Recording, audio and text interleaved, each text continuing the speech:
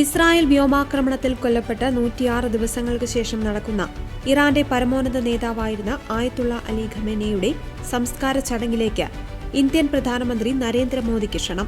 Iran പ്രസിഡന്റാണ് പ്രധാനമന്ത്രി നരേന്ദ്രമോദിയെ ചടങ്ങിലേക്ക് ഔദ്യോഗികമായി ക്ഷണിച്ചത്. ജൂലൈ 7-നാണ് ചടങ്ങ്. എന്നാൽ നിലവിലെ സാഹചര്യത്തിൽ പ്രധാനമന്ത്രി നരേന്ദ്രമോദി ചടങ്ങിൽ നേരിട്ട് പങ്കെടുത്തേക്കില്ലെന്നാണ് സൂചന. പകരം ഇന്ത്യയെ പ്രതിനിധീകരിച്ച് കേന്ദ്രമന്ത്രിമാരോ ഉന്നത ഉദ്യോഗസ്ഥന്മാരോ അടങ്ങുന്ന ഉന്നതതല സംഘം ടെഹ്റാനിലേക്ക് പോയേക്കും.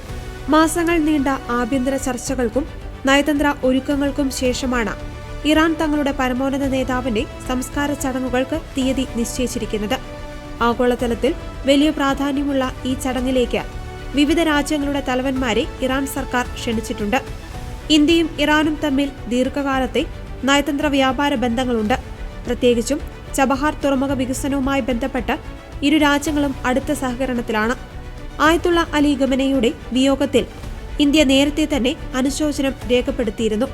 സുരക്ഷാ കാരണങ്ങളാലും മറ്റും മുൻകൂട്ടി നിശ്ചയിച്ച ആഭ്യന്തര നയതന്ത്ര പരിപാടികളാലും പ്രധാനമന്ത്രി മോദി യാത്ര ഒഴിവാക്കാനാണ് സാധ്യതയെന്ന് വിദേശകാര്യ മന്ത്രാലയ വൃത്തങ്ങൾ സൂചിപ്പിക്കുന്നു.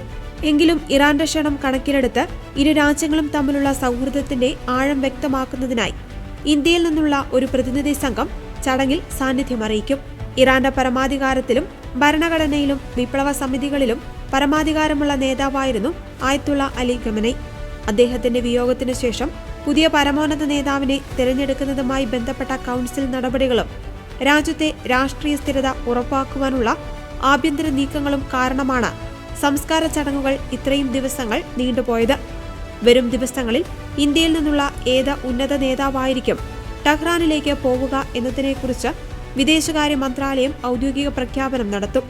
ഉഭയകക്ഷി ബന്ധങ്ങളിൽ ഈ സന്ദർശനം നിർണായകമായി മാറുമെന്നാണ് വിലയിരുത്തപ്പെടുന്നത്.